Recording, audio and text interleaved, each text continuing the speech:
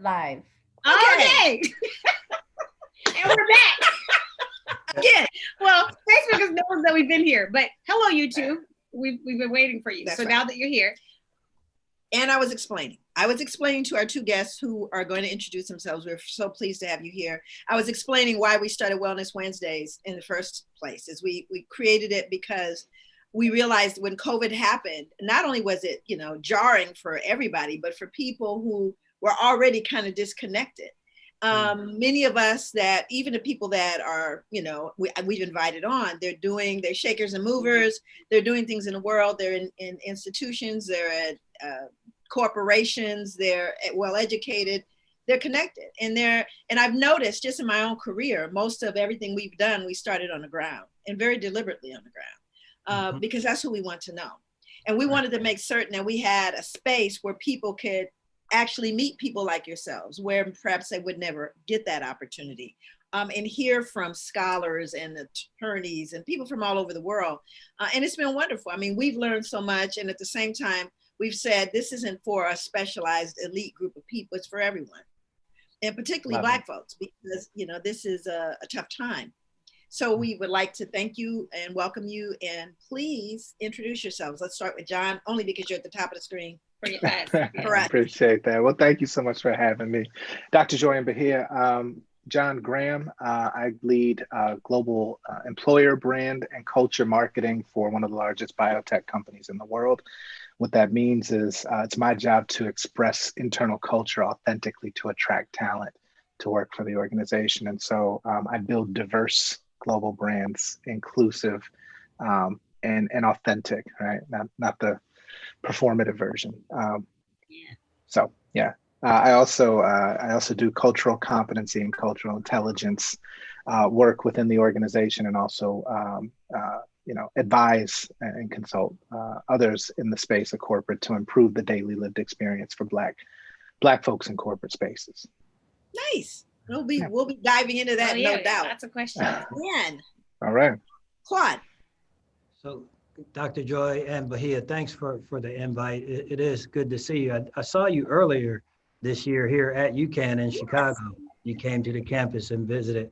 But I'm the EVP of External Affairs and Diversity at UCAN. UCAN's a 151-year-old storied organization that began in the Civil War.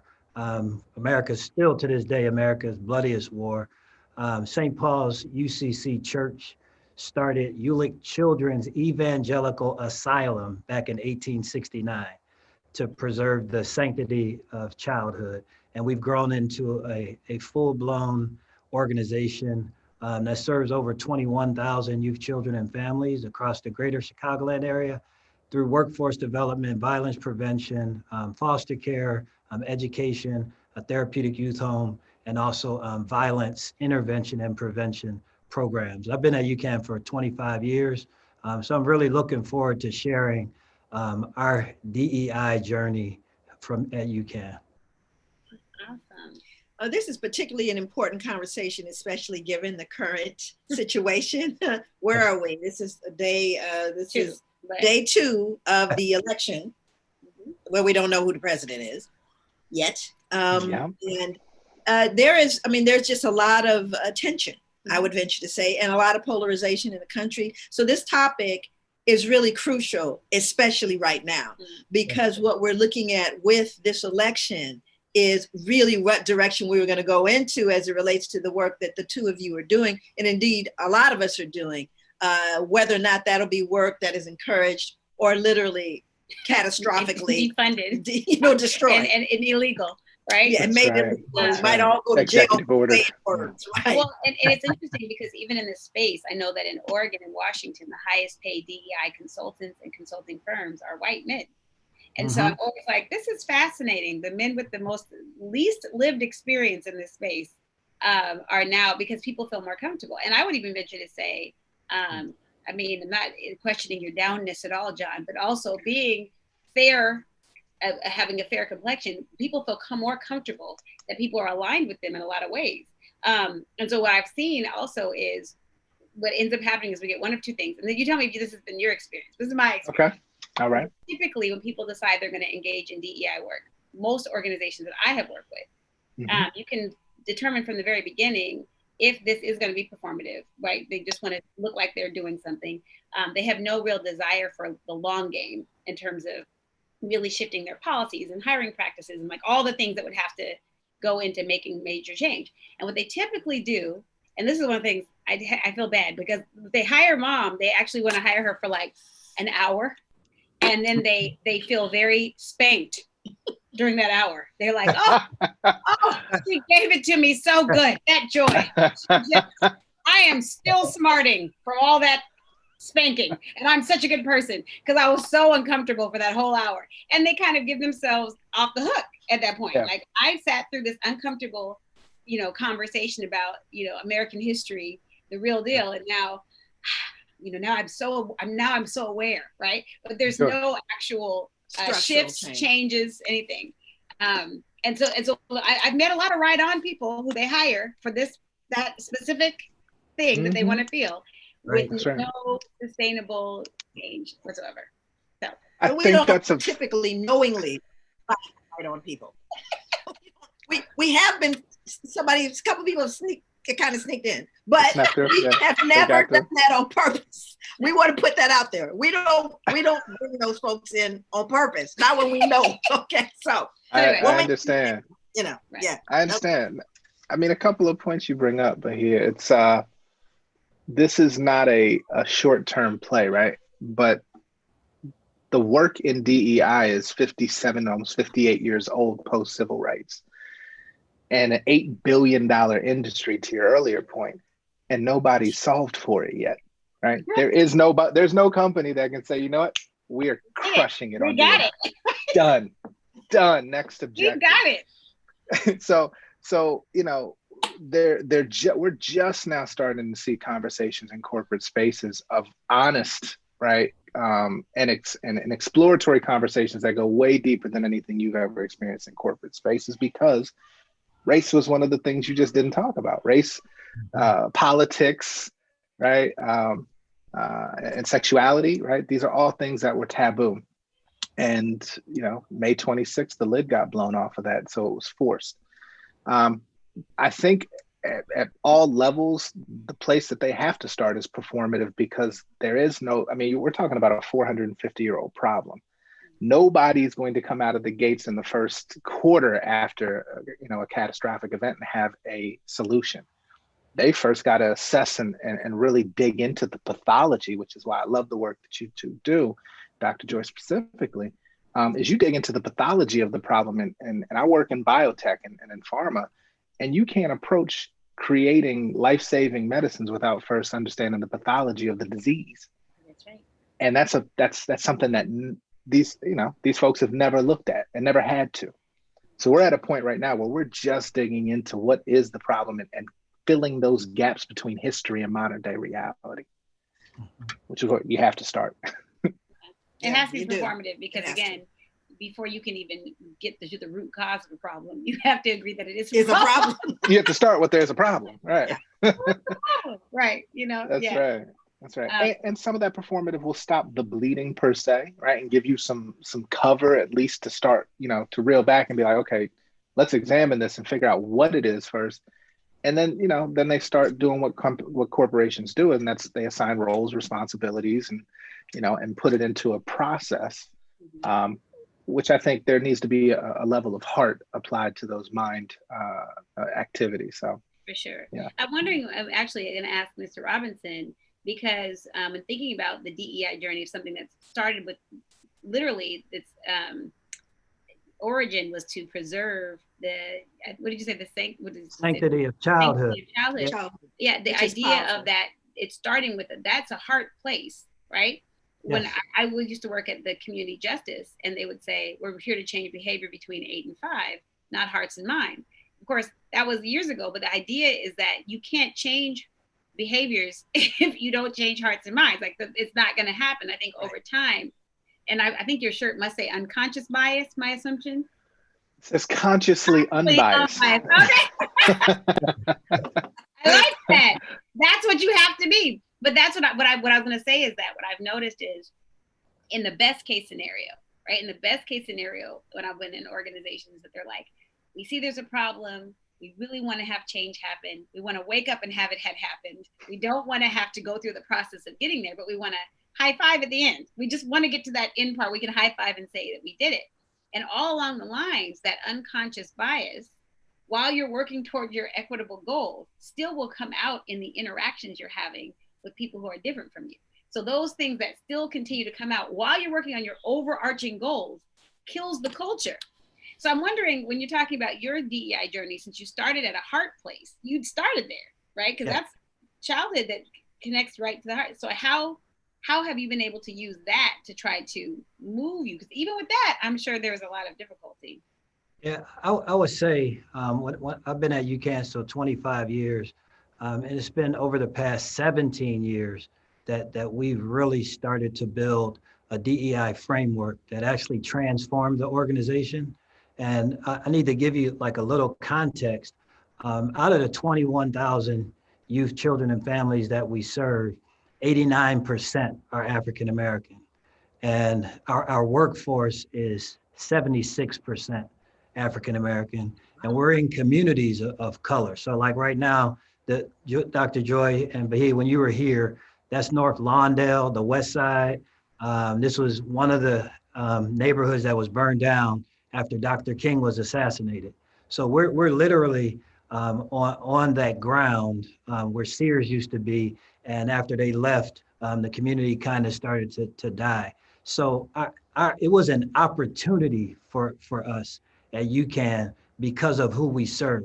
So the issues, we first had to start and say, we need to make sure that we're starting from a cultural and an equitable lens in how we approach our staff, how we approach our clientele, and then also how we show up in communities as well.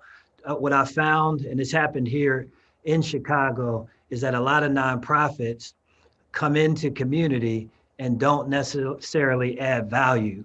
And Right.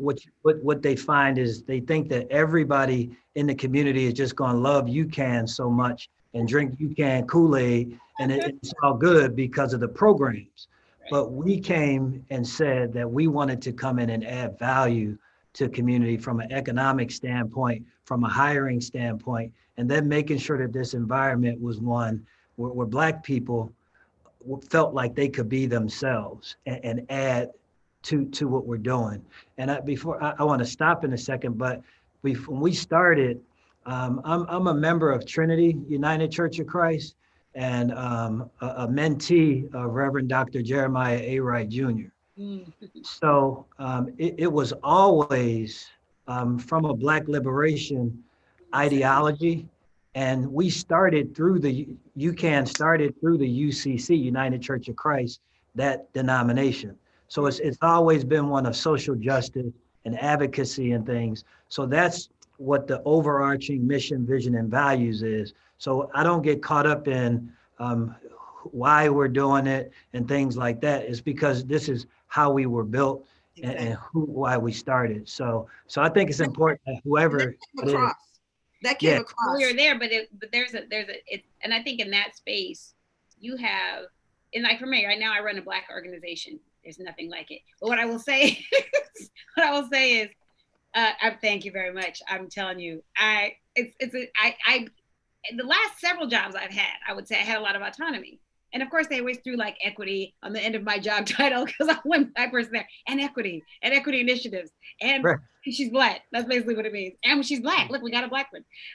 But even with that, I found now being in an organization where I can authentically show up as myself every day. I didn't even realize that I was packaging myself still in a way that was digestible for the people I was with. I didn't see it because I still felt like nobody's really telling me what to do.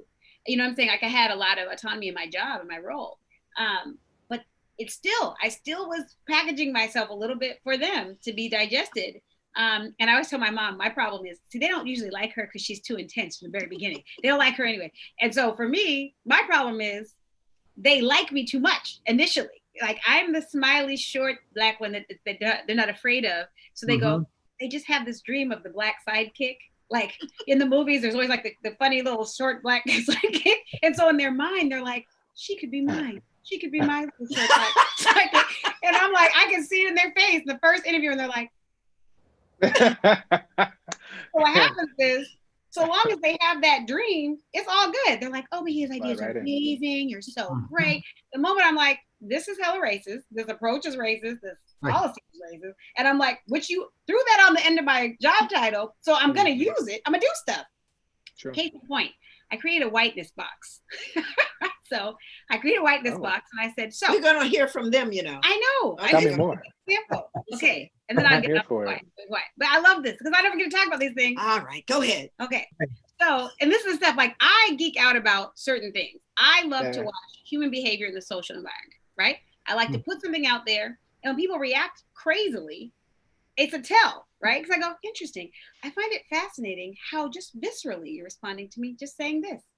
Check in with yourself. Be curious about why is your heart beating? Do you feel, I'm just paying attention to you. I just don't know what's happening here because that's on you. Like if I tell you something that is clearly fact is racist, you shouldn't get mad at me. This is a policy. This is structural, right? So when they get mad at me, I say, I just find it fascinating how the visceral response that I'm getting from you, turning red, like I'm just giving all the stuff that I'm looking at, But anyway, so I have the whiteness box because they basically threw this thing on the end of my job title and I said, I'm gonna do stuff. So I said, we do these walkthroughs. We're looking at educators and we do noticings and wonderings, right? I notice this is happening. I wonder if that's because of this. I notice, right? And so I kept asking them to add equity into their views. Like, I noticed there's only 3 Black children in the classroom. I'm wondering if them being the only ones is part of the reason why I saw them not engaging in the material that was all about white people. Like, these were always my wonderings, One kid got redirected. I noticed they got redirected for behavior. I wondering if that's because they had their hand raised for 20 minutes and the teacher never came to them. These are equity look-fors, right? So I said, so in our job, how about we notice things that we think are built around whiteness that aren't functions of our job, our role, responsibility, and wonder about it. Now, it doesn't mean that it is, but let's put them in the box. And then when we go to a staff meeting, let's just pull them out and discuss. Is that a function of our job or is that indeed whiteness? So immediately, and everybody else is white, let's be clear. So the white staff, and we're all women, this other thing, was a whole women organization. Wow. But the other white women were oppressed by the supervisor. I was only oppressed by her as a woman and a Black woman. So I had the most oppression, but they were oppressed and scared of her. So they started saying, well, I'm going to type my comments. I don't want her to know it's my handwriting. I said, wait a minute. Anonymity. What? So then I go to her and she's like, this is going to be a complaint box. I'm like, but if we are trying to shift whiteness, wouldn't we want to know if that's what it is? No, they don't want to know. No. So I'm saying, like, again, consistently being where I am now, where I can say, okay, as a Black organization, we're going to frame things to meet our community's needs. And we're going to, our equity, diversity, and inclusion really has to do around how we're going to present it to funders and folks that we're doing so that they can digest it enough to continue to fund us to do what we know needs to happen. That's very different than what you're trying to do. Right? Very much so. Very much so. It's interesting you say that, right? It's the space that I find myself in is into bringing people into a company, which, all corporate culture is inherently white, unless it is a Black company, right? If we start there as a base level, then we know that, and I talk to kids at HBCUs. As an HBCU alum myself, I know that there were things that we didn't get when we were at HBCUs in terms of corporate culture. Where did you go? So Lincoln University. I went to Fisk. Okay. All right. I see you, HBCU. Yes, indeed. Yeah. So when you get into these spaces, there is a culture that you are not aware of, unless you went to schools in predominantly white suburbs or things like that. But even in corporate culture, there's a language, there's a double speak, there's things that aren't said. There's politics and cliques and connections and political nuance that you have to now either decide this is what you're going to be in, and then you have to learn to navigate that, or you will come in for the job you were hired for and probably not move around too much, right? You will be relegated to the work that you were hired to do and nothing else. But when you start to pick these things apart and you say, okay, well, let's look at our pipeline or talent funnel from, let's say HBCUs, because that's all the rage right now. Everybody's bum rushing HBCUs to extract Black gold. Fine. Once you do that, you have to say, okay, what relationship are we going to build with these schools so that it is a two-way value proposition? It's not just us taking, right? Mm-hmm. But then also you have to look at how your recruiters are trained. You have to look at how the hiring managers are trained and adjust for the inflection in our voice, the boisterousness of how we speak, right? It's not deficiency, it's just different. Right. And so really when you break it all down, you're starting to ask yourself, do you really want diversity and inclusion, or do you want comfort and assimilation? Yes, right? That's what they want. And of course, right? But that's the model that still hasn't been challenged yet. And so it's like, okay, when we talk about diversity in education, I was in a conversation earlier, and somebody was saying that New York City is the most segregated city in the country, especially when it comes to education. And then you start to think, okay, well, can you start busing Black and brown students into more white neighborhood schools? But nobody ever says, well, why aren't we busing white students into Black schools? Right. If it's truly about diversity and right. And so it all comes down to where that comfort level is. And I always say diversity, inclusion, equity is local, right? If you're not looking at your home, your neighborhood, your community, the associations you're a part of, all of those things, then how can you come into one of the most diverse ecosystems that we still have in this country, corporate America and corporate structures, and then apply some of these principles which you don't live daily? And it's tough. You got to start there at home. So John, I have a question. Sorry, go ahead. I was going to say, just to John's point, though, corporate America, being white at the top, the board, and the C-suite, it's the same dynamic in the nonprofit community as well. And oftentimes, I think people believe nonprofits have it all together. And I can tell you emphatically, that ain't nowhere near true. Race Forward, their recent report shows 90+% of boards of nonprofits, and then about 90% of C-suite and leadership are white as well. So to your point, Bahia, the whiteness piece, they don't have to talk about these issues at all. And how society is set up, their relationships, who they know, these issues rarely come up. Or then if they do come up, it's surface. And then if it gets too uncomfortable, like you talked about, oh no, the conversation cease. Right. So it's incumbent of any DEI practitioner to make sure that you're creating these platforms inside of your organization so that people can have conversations, whether they're uncomfortable or not. And one of the ways that we do that here at UCAN is we have 11 employee resource groups, or ERGs. And the program started back in 2005, where we had 2 of them. And our newest one that started last year was a veterans ERG. But we have one, Sisterhood 180 for African-American women, Black Men 360 for Black men, LAVOS for our Latinx population, Alumni Involvement Council, which is made up of people who are part of our programs that now work for us, to make sure that we stay youth focused and don't let adultism get in the way. We also have Women in Company, which is men and women in that ERG, live well, and then One Spirit.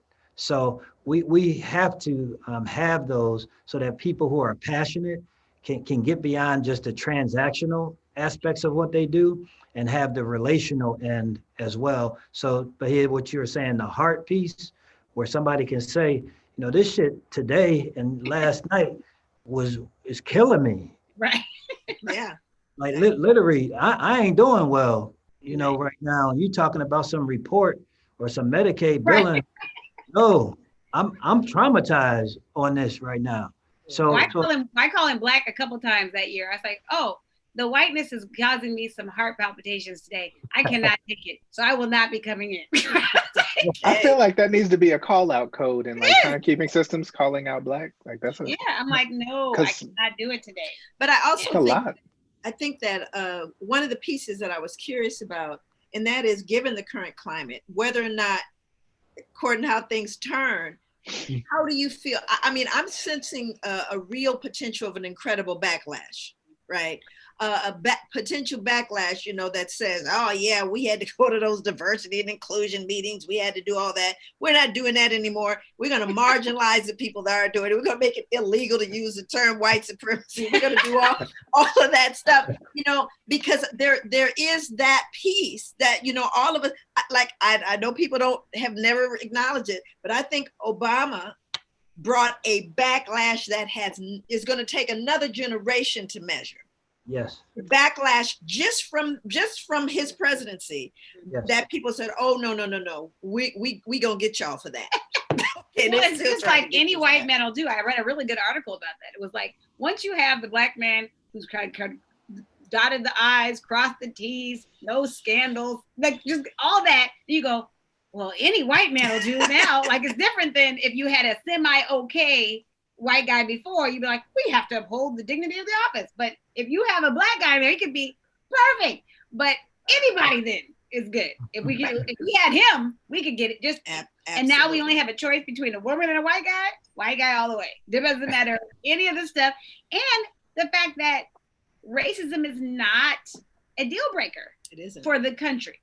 Right. I mean, it's like clear racism, not like a little bit of racism, like sprinkled on there. Like that was, I tell you, well, it's like Reagan wasn't good, but then Hitler, like, you know, you don't like Reagan, all relative. But Hitler, like, so you always have to think about, you know, like, again, on a person to person basis, you don't have to love anybody, but who's going to necessarily incite the neighbor to shank my child? You know what I'm saying? Like, for me, it becomes, especially being in a wider area of the country where I am. Part of the reason why I'm here right now is in case of the apocalypse. I was like, if it gets really crazy, they packing, all of these people are packing. And we in the black family, I'm like, where I live in the Northwest, we are the black family in the neighborhood. I'm like, they're like, and they're right there. My son was like, our alarm system's gonna do is alarm us that they're coming in. So I'm like, that's deep. Yeah, it is. So I think, but what I'm wondering about with you guys is really thinking about how you take your work to the next level. When people ask them, people are tired of diversity, equity, inclusion in a lot of ways, because for half the people, it makes them feel guilty and they don't know what to do with all of their guilt. And they feel like it's just another way to paint them as bad people and they're not responsible for what their ancestors did. All of that. Right. Ignoring the fact that, like, and some of it is just like when we talk about the institution is so strong, right? I gave them this analogy in our office because we had all women. We had a woman who left to have a baby. She came back. She would spend one day a week at home, working from home, and the rest of the week she'd be at the office. And I said, now we're all women here. Right. Most of us are mothers. I get all of my information from her so much more efficiently on Mondays when she's nursing and typing than when she comes here, leaves, goes to the nursing room, pumps the milk, comes back, cleans the pump. I said, why are we making her do that? Like, we understand here that doesn't make any sense and she's not productive. And we're women. We have the ability to shift that policy 100% and say, for the first 3 months, you can work from home so long as you get all of the stuff done. Why would we not make that adjustment? But the patriarchal model was like, that is inefficient. That is not professional. That's what I because it's built off of. And so what I've told them, I said, you know, we have these white ideals and we have professionalism that you have morphed, right? There's whiteness and there's professionalism. Now I explained to them, one, the director at the time had this older lady, I called her minion, but anyway, she was her assistant. And sometimes she'd send her out to get lunch. And I said, here's an example. I work here too. Culturally, for me, I've worked at an Asian-run organization. I worked at a Latinx-run organization. I work for a Black organization. At any of those organizations, that would never happen. An elder, health compromised woman, I don't care if she's your assistant, is not going out. You're not sending her out to get your lunch. You're just not going to do that. And she might ask you, are you crazy? I'm not going out there. like that could actually happen because the hierarchy doesn't apply in that space. You're an elder. And so she said, well, that's just how it's done in professional settings. I said, those were professional settings. I didn't say those weren't professional settings. I just said those values weren't this value. And what you've equated it with professionalism is a white value. She doesn't feel oppressed by you asking her to do that. You're the same culture. It's just her job. The hierarchy is culturally aligned. But what I'm saying, my daughter would say, high key disrespectful from my vantage point, looking at doing this, right? I said, so you see how you've aligned the whiteness value with what is professional. She was like, I have a meeting. Okay, well, my point is, in my entire career, I had the same thing, where, you know, and you would think that in the clinical community, it'd be kind of cut and dry. They start making up stuff. I said, no, how is this unethical? You know, the fact that you spoke to them. You act like you knew who they were. Dual relationships. Hell, I'll tell you, I'm trying to have a dual relationship. Her daughter does my daughter's hair. Is that a problem? You know, I mean, it's like, again, but they say, well, that's unethical, it's inappropriate, it's crossing lines. But you see, these are all white values. Yeah. Right. Folks we're relational. Been functioning without that paradigm. And again, we get caught up in it, you know, to the point where we even judge each other as Black people. You're unprofessional. You're unprofessional. You need to do something with that hair. I mean, you know, let me tell you where to get your suits. You know, it's amazing because they are conforming to something that they consider professional, not recognizing that they're really participating in the oppressive standards. That's a very good point. And I think what it comes down to is success in corporate spaces, right? So let's back up. So you still have an industrial model of work being applied in a digital age. That's the first conundrum. Right. Talk about cognitive dissonance, right? And so we're still working off factory mindset, punch time, right? If I don't see you, you're not working. Right. And so these are the constructs just from that perspective, which most people who have found success in corporate spaces generationally have worked off that. So it's passed down and passed down, passed down. Either way, you have that aspect. Then you have sort of the other play of what's the word? Meritocracy at play, right? You know, how hard you work, how much time you put in, grind. Keep my head down, they'll see me, they'll tap me and all that, right? And they'll lift me up and elevate me to a new station in life. That's so funny. Right. So then you got that dynamic at play. But then for Black folks in corporate spaces, what we have not come to reconcile is that our success is largely dependent on our ability to reflect whiteness, so as not to be otherized. Right. That's right. And if you think about this, and not a good fit. Fit, right? Culture fit. Well, again, that goes back to what is the standard of culture at companies. Right. And so the less that you become an other, and they don't even see Blackness, right? And we're just now getting into these conversations where it's like, okay, well, what does culture fit mean? Well, let's unpack that. It means that I have to change the way I speak. I have to make myself smaller. I have to go along, to get along, right? All of these things where you have to create this facade of yourself on a daily basis. Wear the mask, as it were, code switch, shift your authenticity or suppress your ethnicity to lessen your otherness for advancement. But that is, you can't be an asshole. My thing is, I know plenty of assholes who are good at their job. So if they're good at their job, white men, I know plenty of asshole white men who are good at their job, and nobody's gonna touch them. Like, yeah, he's not all that, fuzzy, but he's take care of business. You can't be up around the edges. Yeah, right. You can't be good at your job and be an asshole and keep your job if you're Black. They're right. Like correct. Yeah, you don't get that cover, right? Because you also have to be twice as good to get half the recognition, right? So these are all the. There's another thing that comes into play that I started to recognize. First of all, there's a respect, but here talks about me spanking people. I don't spank people. No, she doesn't spank them. I don't do it. Let me tell you, they feel spanked because there's two reasons why. I gotta tell you why though. She pronounces her WHs. Okay, if she didn't say what, why, that sounds like cracking the whip to them. It's like that's a flog. That's flogging. Whatever. What? I'm not changing my verbal vernacular. White man. I love it. Here's what I'm saying. Is that you are just. I'm happy to be with her in person. The other thing that I think is really important that happens is when you reach a level, like for example, I reach a level where I own my own business, right? I own my own business. I worked in clinical. I had a private practice. I did taught at the university. I crossed all the T's, dotted all the I's.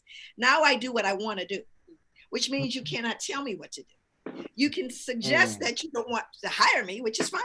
But I could also say, I don't care that you want to hire me. I won't work for you. right? So there's a certain level of respect that I get because they know I can say no. Right? It's an amazing thing. And we're going to bring her on.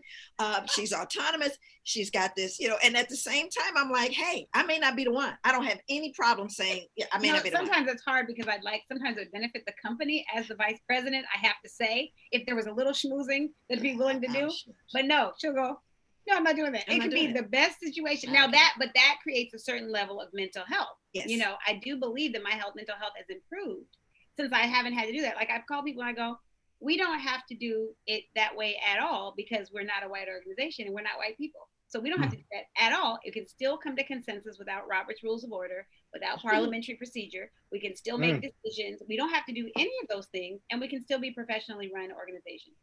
Now, what I will say is what I find difficult is the balance. So if I worked with philanthropy for a long time, right? Philanthropy wants to throw money at problems and say, look at how great we are. And they don't care if the problems are getting solved or not. The organizations need all the money they can get just to function, to do the things that they're doing to keep everybody okay.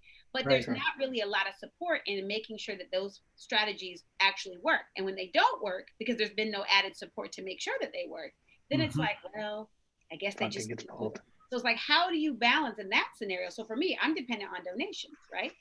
But I'm also very invested in outcomes. So for me, I'm like, okay, what is our continuous improvement model? I love continuous improvement, but it's too white, so I blackenize it. But how do we make it a culturally sustaining process that we can show progress? So that's why you should fund us, because we can show you progress and evaluation. What I find also, it's also racist to believe that they can't do that. Right. Organizations don't have the ability. Like, well, we know they're not going to have any good outcomes. You don't really want to see they don't really want to see or believe that the education gap can close, but we're going to throw money at programs who say, we know our kids are not achieving at the same rates, money, money, money, but we don't expect you to do anything that's successful. We just feel good about throwing money at it, right? We're supporting equity in our community because we're throwing money at these problems. That's like there's a conference that went on in Portland, over-representation in criminal justice. In the criminal justice. It was an annual conference. An annual conference. After the first conference, I went, I'm not going back. Why we do this? Because you guys, see you next year. It's like, see you next year. Over-representation. Over-representation. Because our assumption is this is a norm. Yeah. And so we've accepted that. I said, I'm not here to support and endorse the fact that we have overrepresentation. Right. You should be trying to work to not exist. Right? And yet there was this normalcy that showed up around this conference. You're going to the overrepresentation conference? No, I'm not. Yeah. But it's that difficulty in seeing the next step. And so with the work that I see going on with equity and inclusion, I'm just curious about what that actually looks like.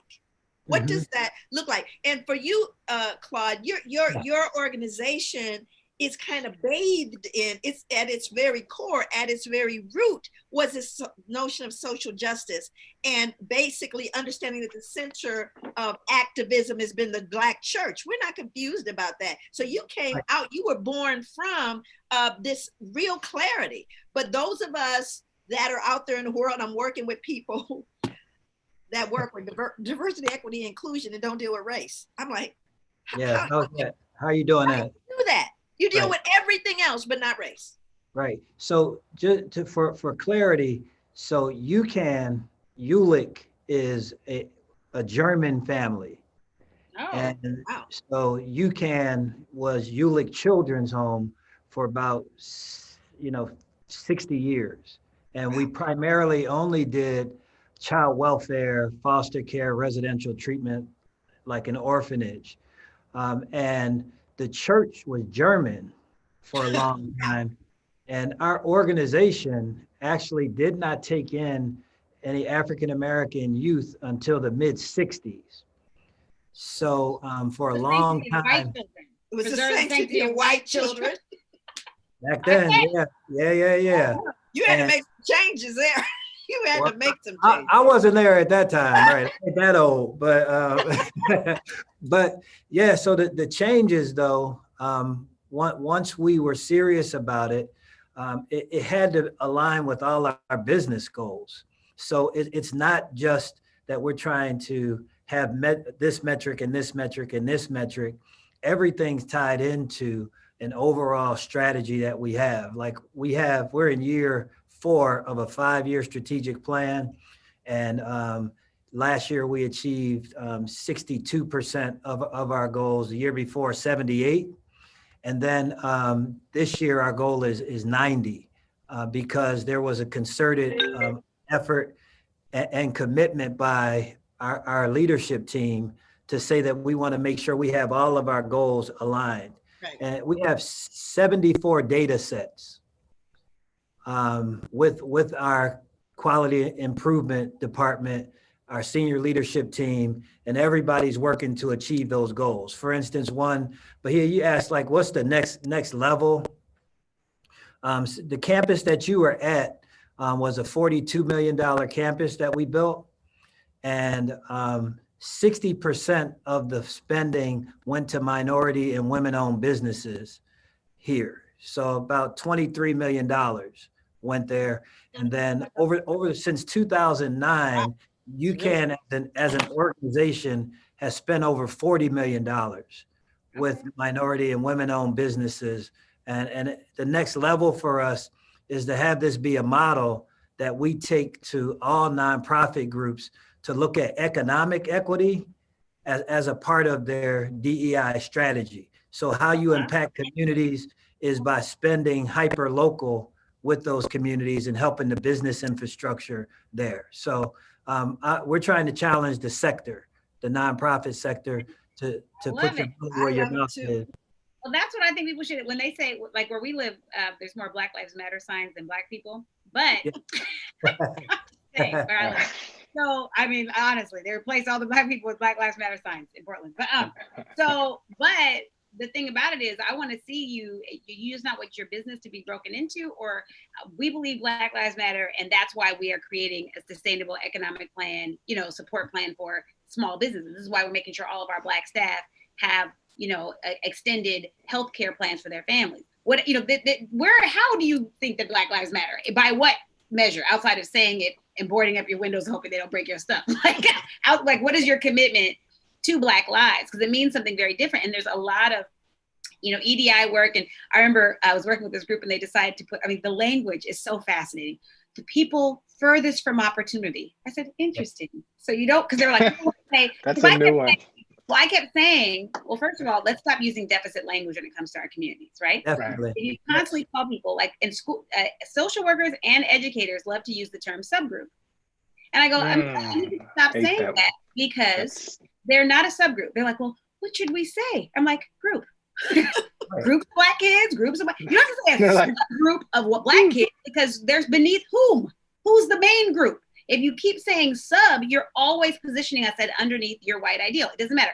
Subgroup, when our kids constantly hear disadvantaged, underserved, how about overserved, overadvantaged? How about stop talking about being trauma informed and start talking about who the traumatizers are? I say this every time. I swear to you, every time I hear it. And I believe, I'm a social worker, I'm a therapist. I understand trauma informed. I understand why it's important to be informed about the potential traumas a child or someone you're working with may have. However, if you and I just continue to survive stabbings, we are like, we just never die. Or you go, who's stabbing them? Let's stop that. So there are traumatizing systems consistently. I said, I'm in the business of repair. Our community is not deficient, right?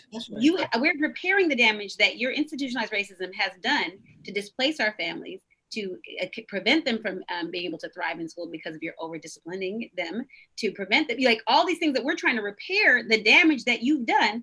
And you want us to tap dance and thank you for throwing some crumbs at us to be able to start that.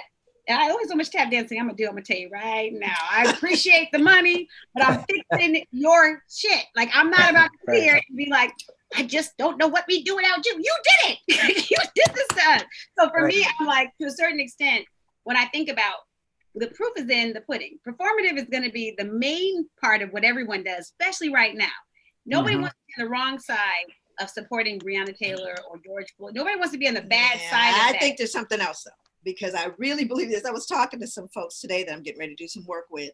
And my sense of things is a lot of this confession and throwing themselves on the ground, please beat me. Yes, we have Aunt Jemima, we're getting rid of her, whatever, please beat me. Whatever. There it is again. So much of it has to do with, I don't want you all to do the deep dive.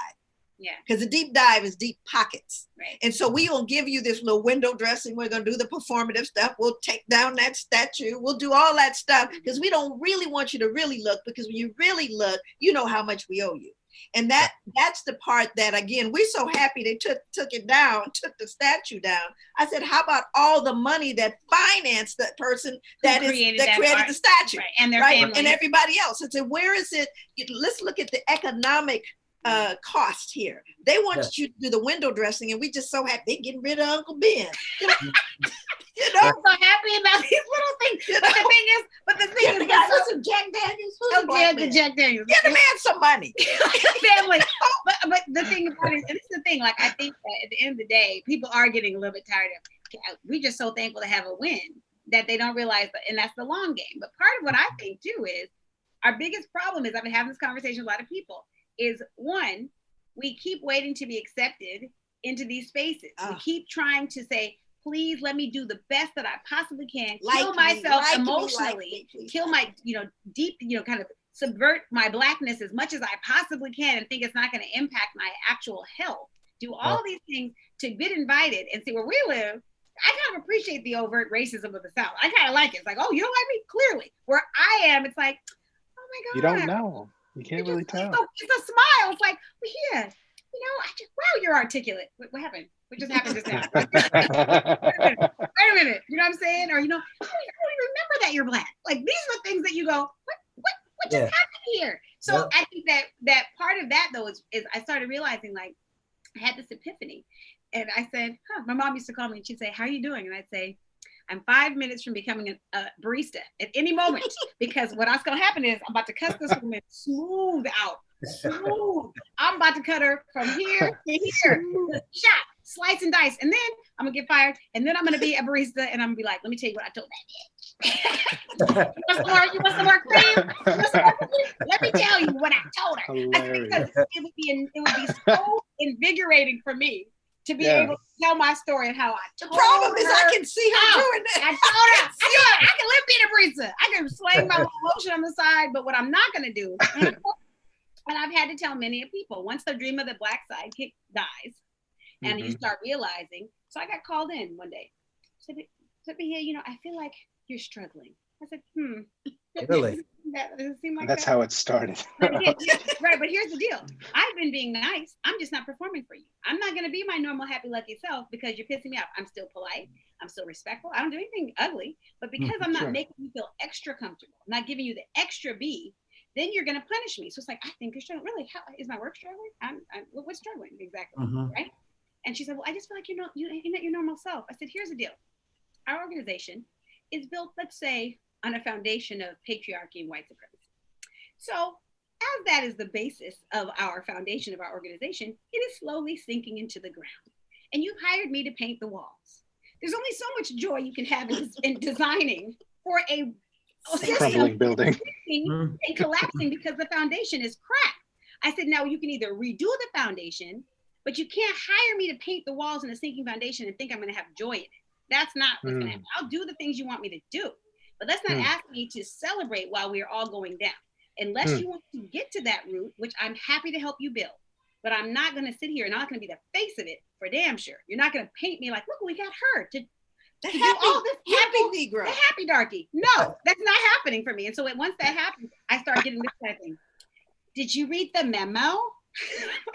Yeah, I read the memo. Did you read it? Yeah, I did. Can you, since you are going to be in and out, can we just, maybe you should keep your schedule up. Everybody's in and out. But now I got to post my schedule. Like, these are things that start to happen as soon as you start to do what they actually say they're paying you to do. Right.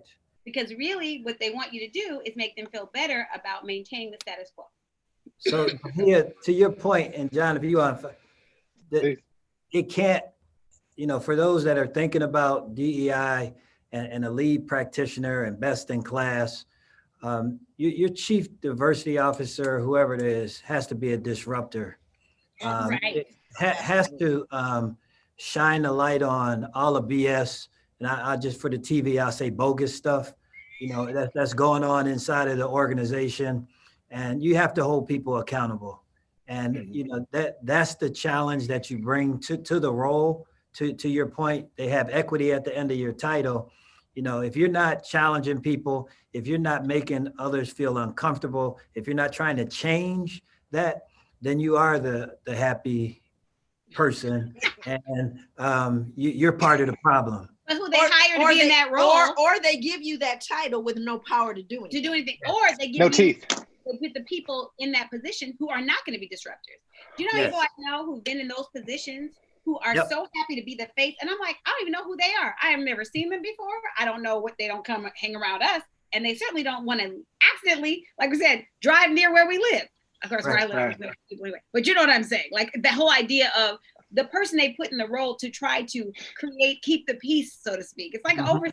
They're not somebody who's going to do anything. So the rest of us are like, good God, why? Who are you? Well, it's a fair point. I think one of the biggest things to remember is that when it comes to D&I at a federal level, companies are only obligated legally to meet the bare minimum standard, which is show a good faith effort to create diverse cultures, right? All you have to do is have an ERG and you've checked that box. Right. At a federal level, everything you do thereafter is introducing risk. So now we're at a point where people have acknowledged, okay, there's a risk in not doing something. You don't want to be on the wrong side, right? So then the performative stuff comes in. But a question that I ask all DEI practitioners and professionals is, let's say all of your initiatives were funded today. You had all the money you needed, all the buy-in, executive level, middle management, everybody's on board. Fast forward 2 years, you've executed on all of your work. Who is the intended beneficiary of everything you've done? And they'll sit back and they'll be like, well, everybody. And I said, everybody's not marginalized. Right. Everybody hasn't taken steps backwards in terms of equity, fairness, advancement, right? All of these things. So I said, if we aren't working specifically to improve the daily lived experiences within our walls and our culture of those most marginalized Black folks, then if we're not going to acknowledge that, then what we're doing is going to put us back where we were 2 years from now, looking back and saying it didn't work. So that's one. Secondly, Dr. Joy, you brought up a really good point, and I think it's one that a lot of us aren't having, a conversation that we're not having yet, and that's the balance between freedom and security, right? And what we give up is freedom for security when we take that check, right? Because that's the dream that we were sold. You go to school, get the degree, get a good job, you stay here 30 years, retire, you're out, boom, pension, whatever. Well, that dream's dead, right? Pensions don't exist anymore. 30 years, you're lucky at, I think, average tenure is like 5 to 7 at this point at companies, especially for millennial, Gen Z generations in the workforce. So freedom and security. So if you're going to choose security, you have to be very aware of what price you're going to pay for that. You're going to give up your mental health, your mental space, your psychological safety, in some cases, your dignity, but you'll have security. Most people aren't thinking about, how do I take that brilliance, that excellence, that expertise, and funnel that into something that I'm building that creates my freedom exit. Right. Freedom papers, I call it. It's plantation theory. There's a whole nother conversation around it. maybe that's step 2. That's a good one. That is. You need to write a book about that. How to get your freedom papers. In corporate. We said it here. It's his idea. Don't you? But what I always come back to is I say, okay, well, look, if you're going to remain in the system and working to improve it, you are working for 7 generations behind you. You have to know that you are not the beneficiary of the work that you're doing, and be okay with that, right? So I say that behavior change only comes with consequence or incentive. So if we don't have accountability, and accountability means there is a consequence or an incentive for the behavior I wish to see, then we're not talking about change yet. We're talking about education and information, which you need. You should educate before you start running down the hall with scissors. But if we're truly talking, like, behavior changes, your unconscious bias trainings and your courageous conversations and your code, right? But if we're talking about bringing new people in, right, a heavy influx of Black talent into these spaces, and we're not fixing the culture, then we're inviting people into burning buildings. It does nothing for your attrition rate. In fact, it goes up. It also hits your brand because people will tell everybody, do not go there. It's horrible. Culture's terrible. Run, don't walk. And that's the downstream impact. So I say behavior change. Okay, cool. What are we putting as consequence and incentive measures to really reinforce that? Because the middle layer is where all of these initiatives are either going to live or die. I think also it has to be something that we start talking about hearts and minds. When people we talk about incentives, what I found has been pretty effective, in particular with white males, I'll say, is, you know, they're the first usually to leave or to be upset or to feel like their situation, position, authority is being questioned or in jeopardy with any change or a suggestion of change. And so what's interesting that I found is when people start to feel like it is their personal benefit as a human being, right? So they think, I actually will be and I was like, you're not taking advantage of your full humanity. You have an opportunity to do that here. So if you don't want to become fully human, that's your choice. But becoming fully human requires that you have a desire to be a better human being. That is very different from me saying, you got to change your policies and treat these people better because you're a bad person. That's for you. And I told them, I don't know that. You only know that. You only know how you respond to the things that I'm saying. What's happening with your body? What's happening with your blood pressure? And why? Ask yourself why. And are you really accessing your full humanity in this moment because you have an opportunity to listen to someone who you probably don't engage with on a daily basis, right? And so I love that. So it's interesting because I said, just be curious with yourself, because they always want to say, you're trying to make me feel, you're trying to make me, no. I want you clutching your pillow at night tonight, wondering about your humanity, not because I would not think about it anymore. But if you don't take this opportunity to think about, why would this benefit you to be a better human being? Okay, yes, you didn't do what your ancestors did, but you have that DNA, right? Just like I have the DNA. I wasn't there either. We weren't there, but we have the DNA and the residual impact of what those experiences were, and so do you. And if you think that all the pathology landed with us, no. So if you are feeling pushback with what I'm telling you, which you know to be facts in your own body, ask yourself why. And do I want to be a full human or not? That's at the end of the day. If I want to be a better human being, I got to look at myself. And for me, it gives me plenty of joy to think about people being, so I've heard, you know, I had to think about it. Oh yeah, because it's you. I'm not doing anything to you. If you are convicting you, you're doing it to you. And see, when you start on the other end, and this goes back years and years, when I did, for the brief amount of time I did diversity work, it was like, wait a minute, I'm feeling bad. What have you done? Right. You know, I mean, and I'm not exaggerating. I am feeling upset. I'm feeling uncomfortable. What horrible person you. Never for a moment, they immediately, every single time, would blame it on me, you know? Right? Oh my God, I'm not supposed to feel this way, right? Because you've never ever felt this way before, because you've never dealt with reality, right? Exactly. I'm sorry, I'm too old. You pulled the curtain back. You pulled the curtain back. Yeah, you pulled the curtain back. And then again, this is why when people started talking to me about, when I heard the whole idea of diversity, inclusion, equity, I was like, I mean, you know, I got immediate side eye. And honestly, until I really did hear some of the things, that's why I wanted to invite folks who know about this stuff on, because I was giving them the side eye. Everybody, I was going, because again, I met someone that was the head of diversity, equity, and inclusion. Yes. That looked just like me. That had done nothing around race. Right. Or they are asked, do you think we should start with race? Now, the good thing is, I will say, connecting it, like I told you all the time, because where I live in Oregon, you know, it's a mostly rural state. Portland is a very white city, but the state is pretty rural, right? And so people want to talk about poverty. Why can't we just talk poverty? Let's do poverty. They're like, interesting. And I get to bring them the data that says, oh yeah, we know that we lift our white kid out of poverty, and he gets, get an education. You know, he gets able to get a good job. He becomes a tax-paying citizen, contributes to society in general. He's fine. So you lift the black kid out of poverty, get him a good education, put him in a nice school, let him go to even Ivy League school, and he gets stopped for bird watching, right? So the reality is, if you work to serve black children well, just like you said, if your desire is to serve black employees well, you create all your policies and all of your procedures around how you're going to make sure the cultural environment supports black workers. Everybody wins. Because all of the considerations you must make. Oh, what if you come from this neighborhood? What if you're poor? What if you're, you reach having discrimination? What if the LGBTQ community is going to benefit?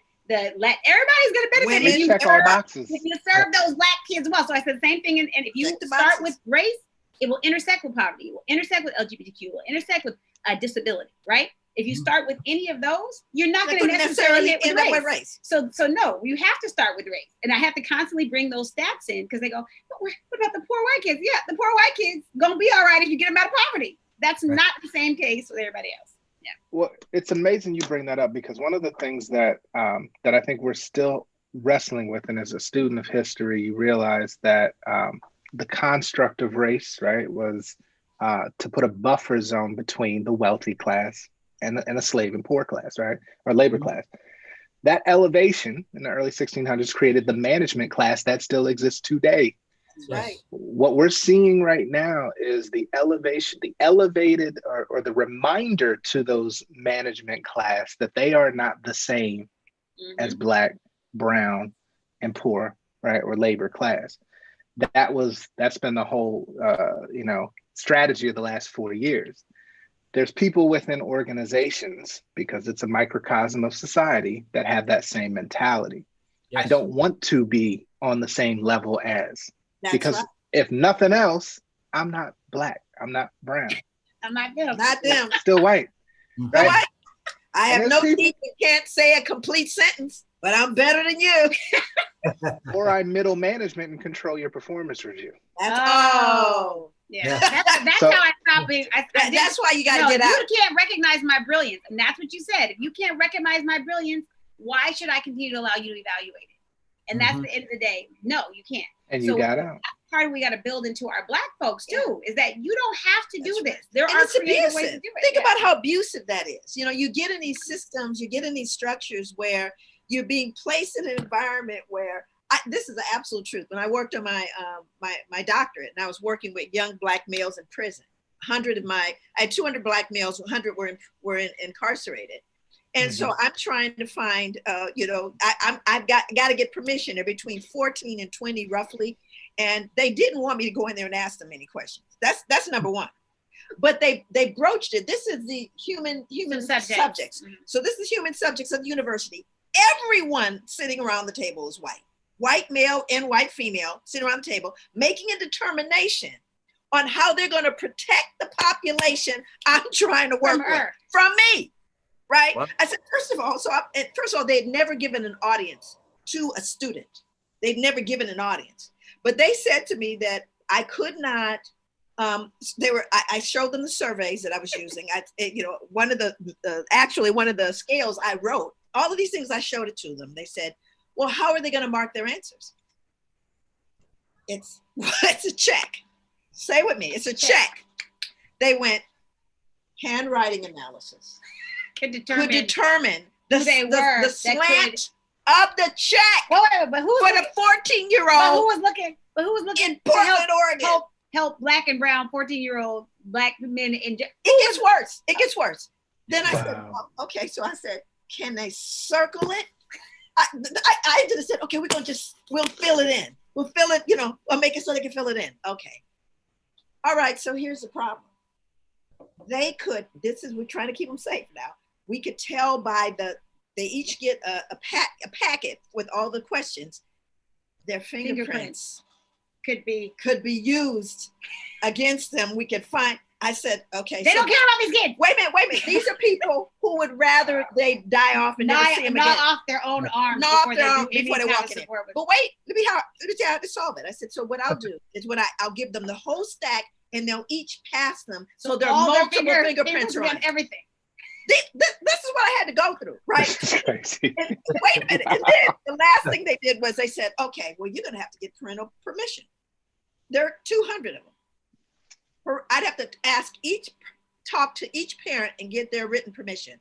And I went, I called the first mother. She was cussing me out the first 45 minutes. Okay.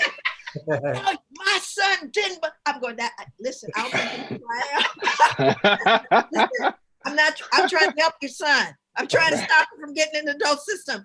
But that's 45 minutes later. Oh, girl, go ahead. I like what you have to say.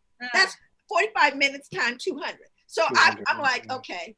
Oof. I figured out that they're technically wards of the state. So I on legal grounds, they were not the ones that had to give me permission. Right. I only needed one permission and I got it. And I flew under it, and they shut that down immediately after my research. Shut it down because they didn't want me talking to Black boys. But they made, and so I'm sitting around a room. I was a student, so I could get away with it. I went, how many of you have ever? I started asking them questions about Black youth. I said, and now you're trying to convince me that you're trying to protect them whom you've never seen, whom you've never engaged with. You don't want to from me. Right. One Black person in this room that cares about what's going on with them. In the state, I lost my mind. The state who's even trying. But you see what I'm saying? I'm having to go to them to get permission to serve our community. To serve a community they hate. Yes. This is when we blow up stuff. See what I'm saying? I'm not gonna have no high blood pressure. I'm gonna blow your ass up, right? Listen, this is what we have. This is when South Central Joy comes out. I'm just saying. This can happen when the take strides to thwart her, or you take her parking space. Either Joy can show up with any of those. It can happen. No, she's here for it all. So we have to close. So I wanted to get some closing remarks from both of you. What I really was thinking about was one, if you could give us, I always ask people too much. I'll just stick two. One, a strategy for people who are in a space who either have this role or who are trying to figure out how to encourage the person who has this role in a direction. What are a couple of key things that they need to have? You mentioned a few, but just to have some, takeaways for them. Yeah. For both of you to say what you need to do. And I think the last thing is, what is one of the things that you can do or an advice that you can give when you feel like you're going to go insane because the amount of pushback you're receiving? What is a strategy that you use to either decompress for yourself or take a space to re-strategize? Like, what do you do to re-strategize when that's happening? So both of those. One, strategies for what they should be doing or encouraging someone to do. And then the other thing is, how do they re-strategize when they get pushback? So the first one I can do, like what do I do? So know that it should be tied into kind of your inner and outer purpose. Like this should be something that you're called to do. If you're passionate about it, then whatever's in the way is just part of the journey. Sure. Expect, to your point, Dr. Joy, expect systems to resist change. There's so many theories about organizational change and even behavioral change. You're going to run into all of those things. That's just part of the job. And I would also say, make sure that you align, don't have the position under HR.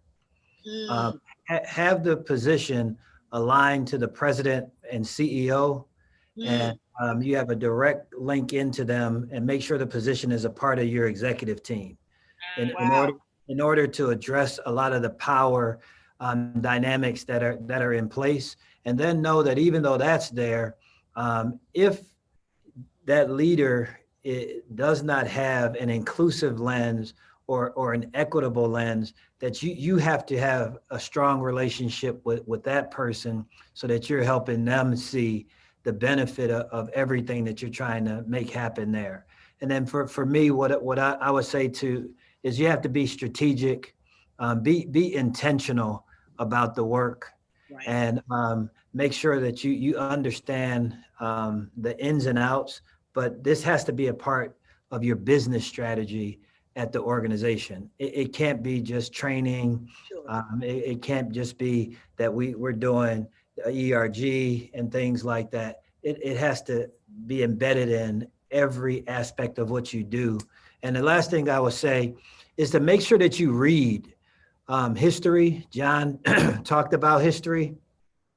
And as much as Dr. Joy, you've been a giant, I consider you a living legend. But Dr. Naeem Akbar, Wade Nobles, Asa Hilliard, John Jackson, Audre Lorde, James Baldwin, you got to read to fulfill your own soul and know that you're a part to what John was saying. I totally agree.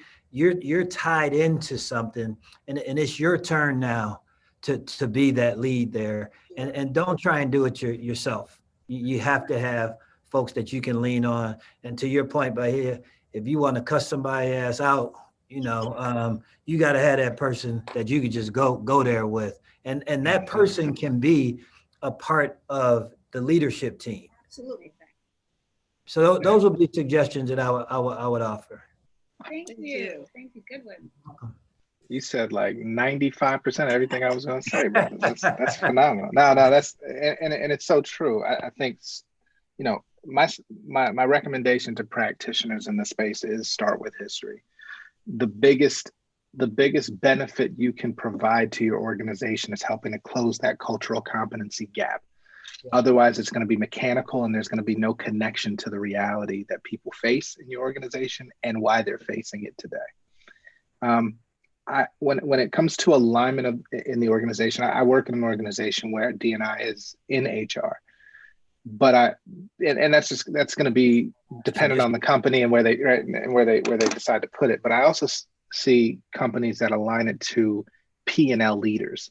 So if it's your sales organization, if it's your manufacturing, right, the things where the money is either generated, from a product or from a sales side, that connection to outcomes has a lot of weight, right, within organizations, because you're talking about dollars and cents. Yes.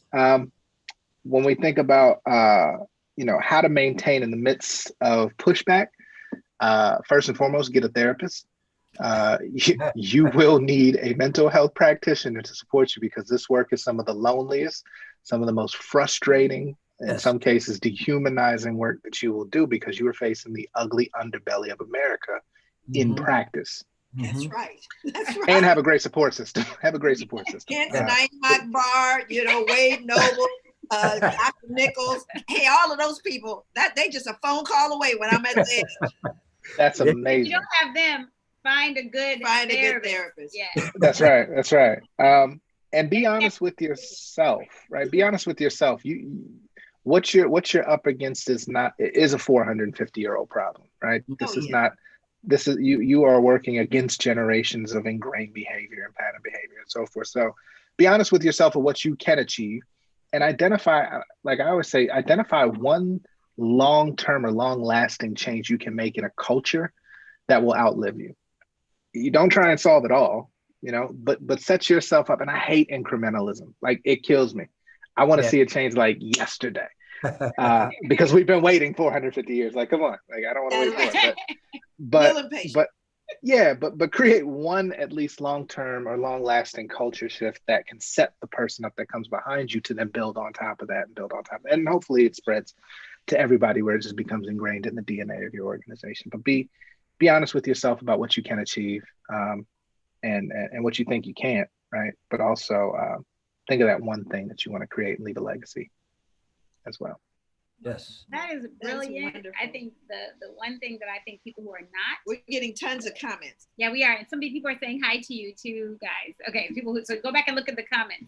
But I would say that one thing that you can do if you're not in the DEI role, if you're another Black person in the organization struggling, is to beam light and encouragement into other Black people that you see. Not to see as your competition, to think about my job is to uplift you and to support you and make sure that you succeed, and that doesn't diminish me in any way. Yes. And if we continue to adopt that even when the systems are structured that way, we still are winning, right? Because if I say, my job is to make sure that you shine, even if I'm not being treated the best right now, if I can find a way to help you shine, then I know you got me too, and I think that's the other thing that we can do that we also don't do, because we're trying to climb and we can do that for one another, that nobody can disempower you from beaming light in somebody else. That's right. For me, I that's love that. When I had somebody who I could just be like, and you never know when you stand up. Keep me at a Starbucks, please. When you say stuff, there was a woman who's in our class, right, in my 10-week course, that said to us the end of class, she says, and by the way, Dr. Joy, I remember 20 years ago, and it had to be 20 years ago, I was teaching at Portland State during the time that she was graduating. She said, you were working on your dissertation. You came into my classroom, undergraduate class, and you spoke. and it changed my life. Yes. She says, your exuberance and your excitement about something you didn't yet fully understand yourself changed me as a human being, as one of the few people of color in that class. It changed my life. Had no idea. I don't remember the class. I don't remember any of that. But again, we can do that for people. You know, it's not always about you. Right. That's right. So Dr. Joy, I want to that point, I wanted to let you know your visit here just illuminated a lot of clinical staff of all colors. You know, I'll send you a copy of our 2020 DEI report, and the picture is there. You can just see, even in the picture, people are just like, I love her. You know, Claude, where's my book at? You know, she's signing my book. You ain't have her sign my book and all that. So keep She'll be back. I'll be back. I'll be back. Yeah. So with a mask, but I'll be back. I got my look, we're gonna be hugging on her this time. I'm back crazy. I'm like, look, I'll be taking pictures. Anyway, thank you so much, everybody. Thank you for joining us. And absolutely, you can always go back and watch these. Send them to people. And I always tell people part of the human behavior and social environment is watching this and reading the comments. And so even if you don't love what we're saying, there's a group of people who are using that to infuse what they're doing, their thinking. And it's evidence-based in that sense. Absolutely. That people appreciate this. Yes, you're collecting data points. Collecting data. We love it. Thank you. Lovely meeting you both. Nice seeing you. Likewise. Thank you so much for having me. Take care. See you again soon. Be safe. well, y'all. Thank you. You too. Maybe living with you, it all depends. Take care. The apocalypse. I may be there. Take care, John. Take care, but you as well, Claude. And let's connect. I'm going to shoot you a connection request on LinkedIn for sure. Got you. Okay, Saida, we're out.